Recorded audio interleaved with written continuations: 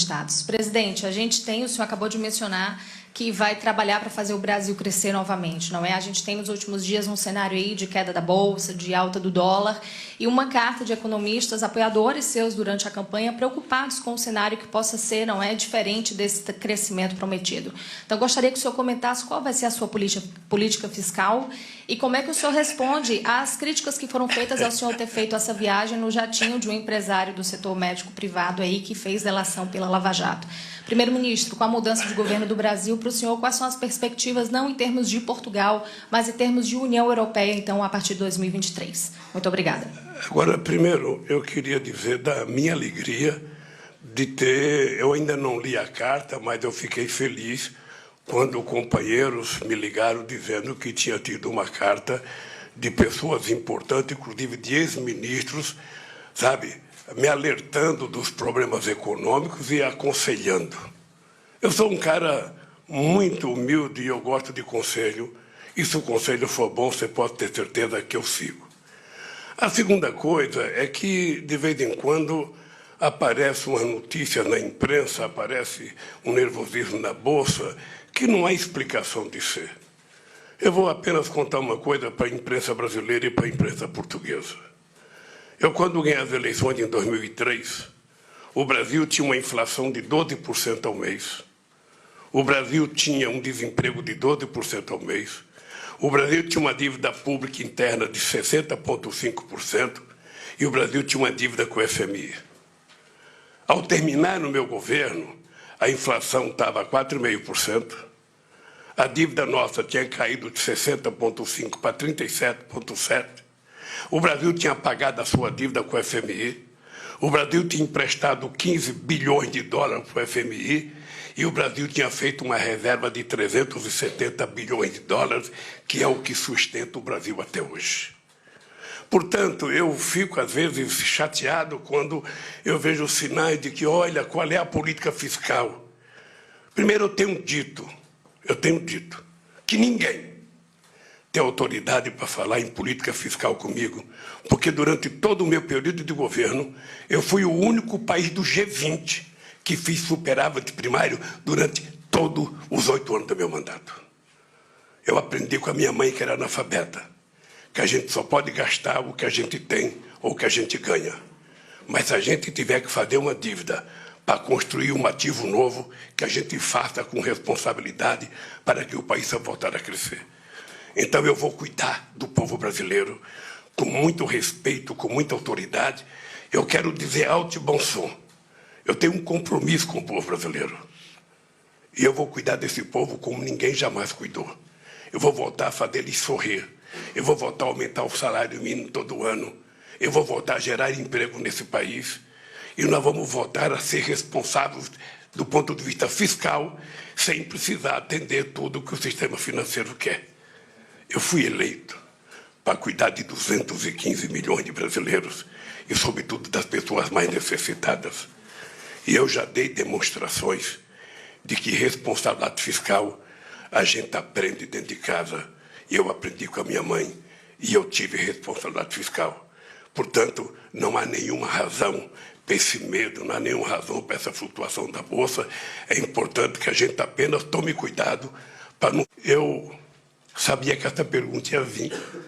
E eu, então, queria, bem-humorado, te responder.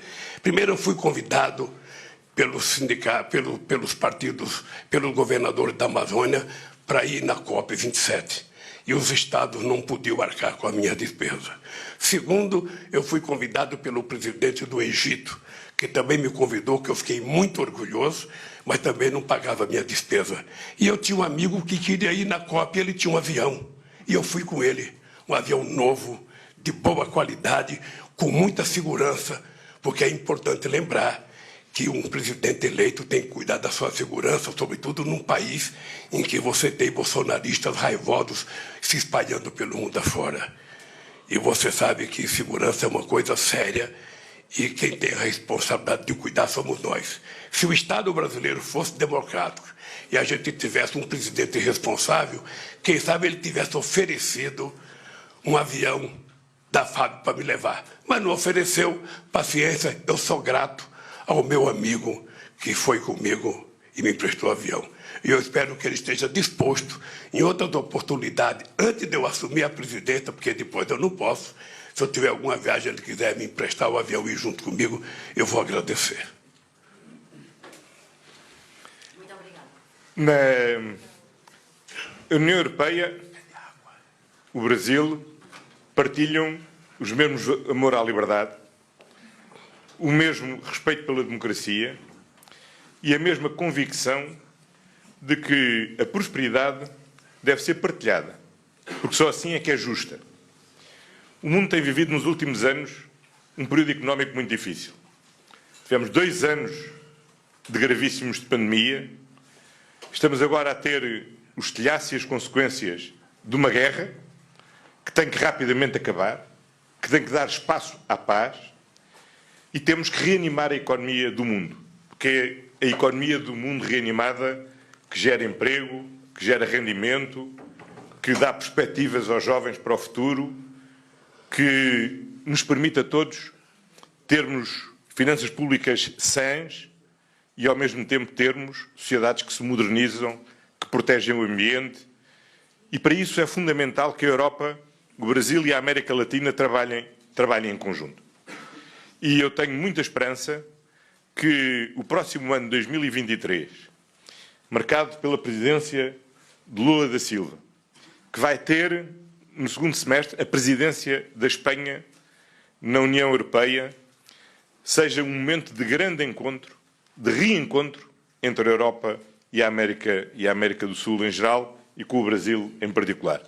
E acho que Portugal e o Brasil têm uma grande responsabilidade de ajudarem os seus vizinhos, de ajudarem os seus parceiros da região a encontrarem-se e a superarem as dificuldades. Sabemos que não é fácil, sabemos que o Mercosul tem interesses próprios, que a União Europeia tem interesses próprios, mas o interesse do mundo mesmo, o interesse de todos os europeus e de todos os latino-americanos é que o Mercosul e a União Europeia sejam capazes de superar as divergências e de se encontrarem num ponto de entendimento para benefício mútuo dos seus povos.